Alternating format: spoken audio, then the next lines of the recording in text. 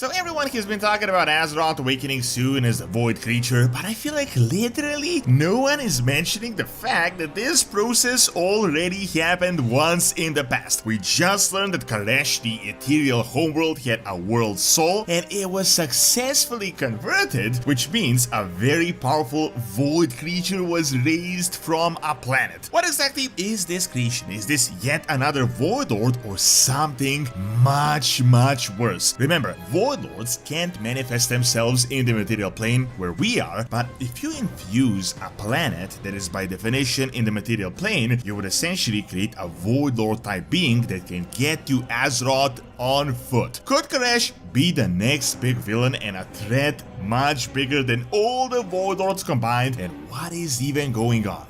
If you're into real-world lore, check out my second channel where I cover history and mythology from ancient Greeks to Romans to everything in between. Link is in the description. The new Chronicle Volume 4 book recently came out and we finally got actual official information on what Azeroth is and a bit less biased information on what the Titans are doing and what is the plan of the Void Lords. I know, a little bit confusing as all Chronicle books are apparently Titan biased, but the newest one seems to not exactly paint the Titans in the best light. So to get immediately to the point, the gist of it is that Azeroth is allegedly a neutral essence of incredible power. They do call her a world soul, but they don't even say that she's sentient, and they say that Azeroth could be born as a Titan with the right conditions, but it could also be born as an incredibly powerful void creature with the right void conditions. This isn't crazy new. I mean, like a decade ago, we were told that Azeroth is an Ascent Titan, that the Void Lords want to convert it and create a Void Titan. Here, there is now zero reference that she is a Titan whatsoever. So, by all the accounts, it seems like World Souls are just gigantic power tanks that can be swayed into certain directions. The book did say that the Titans were born from them, but very likely not because they were Titans waiting to be born, but because Amantul, the lead guy, got to them first, which could mean that most of the Titan Pantheon was born against their will, which is yet another thing no one is really talking about. This raises a really interesting question of who created the first Titan then, the entire chicken or the egg scenario, but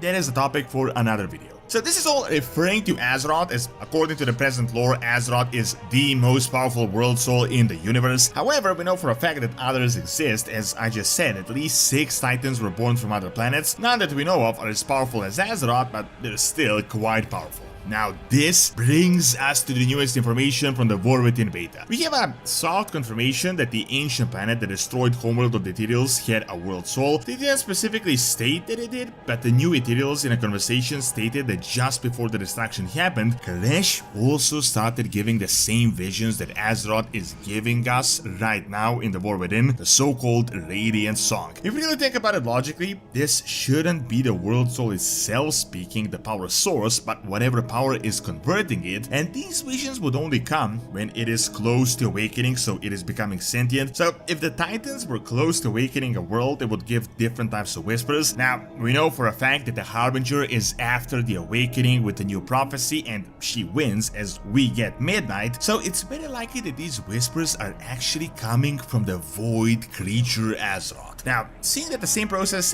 happened on Kalash, the void creature would also start whispering to the Ethereals, but as they said, they had no idea what that was all about and they heeded the warning too late. Now this was a little lore tidbit that most people have been talking about these past few months, but I feel like we got a huge elephant in the room that literally no one is addressing. Dimensius, the All Devouring, the Void Lord, is the one that was after this planet, and we know he won because he destroyed the planet. The Ethereals still don't have a homeworld. However, if the goal of the Void Lords was to raise a void creature, and we know they won, wouldn't we see this void creature raised and roaming the universe? Keep in mind, Chronicle states that this is like the ultimate weapon of the Void Lords. That is why they're sending the old gods and doing everything they're doing. These are like the nukes of the Warcraft universe. Now, this happened in ancient history, it was never referenced. However, at the same time, we don't really know anything about the Void Lords either. We recently learned one of them is called Dimensius the All Devouring. We just learned from the new Chronicle Volume 4 that there is another called Invalidus, but seeing that their presence has been on Azeroth since the Black Empire for pretty much all the history of Azeroth, we know surprisingly next to nothing about them. So it totally makes sense that we know nothing of Kalash raised void creature, because he's probably somewhere in the Void Realm that is like this alien plane to us with extremely limited information and knowledge about what is going on. Now, the real question is, what exactly are these void creatures? We've just established that the world souls are gigantic power sources that can be swayed to certain cosmological forces, and most, if not all, the Titans were born from them. However, the question is, what happens when the void gets to them first and then awakens these void creatures? Are the void creatures how the void lords are born? Is Koresh now just another void lord just called Koresh or by some new void name? Or could this be something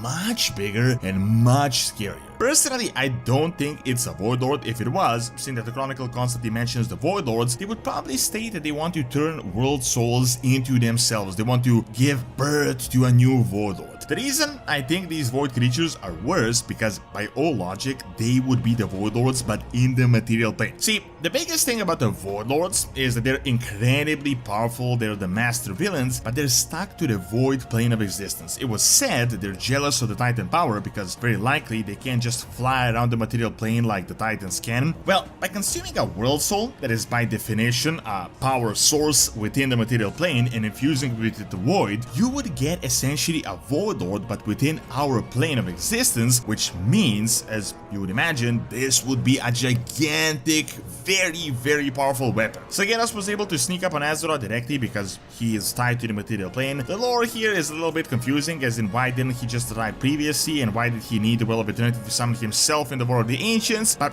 he was able to sneak up on it, as we know in the cinematic, and we know he's not bound to a different realm. Well, with Koresh, we could be looking at like a Void Sargeras, literally. This raised Void creature would probably not be as powerful as Azeroth Void creature, but nonetheless, I mean, we're talking here about a whole planet infused by the Void here. I mean, this would be something unlike anything we had ever seen before. There have been a lot of hints that we might be going to Koresh and the Titirials are going to be involved in the War Within. I mean, we have seen a lot of hints in the beta. We have some hints that an Ethereal raid is going to be coming soon, or they're going to be involved in a major raid. We might visit Koresh and learn that the World Soul has been raised, like we arrived to the planet and see that the planet is empty, and that now this guy is actually coming to Azeroth. We know the Void Invasion is coming at midnight, so seeing that this is now going to be the first ever all-out effort of the Void Lords to attack Azeroth, you would imagine they would send in their best weapon. Here, I really have no idea like what is actually going to happen. How exactly do we defend against the so-called Void creature? Could this be the reason why the Titans are going to come in person? Are we going to see the Titan Pantheon defeat this guy? Not in order to save us, but to save their own Order project of trying to convert Azeroth and create yet another Titan. I know we fought against some really crazy villains, we defeated some pretty big evils, but we have never actually faced off a void-raised entire planet, which I really think is out there still, and this could literally be the biggest threat we currently have coming for us. Thank you for watching. Check out my video on what Azeroth really is from the new Chronicle book by clicking on the screen, and check out my video on Ancient Training by clicking on the screen as well. See you next time.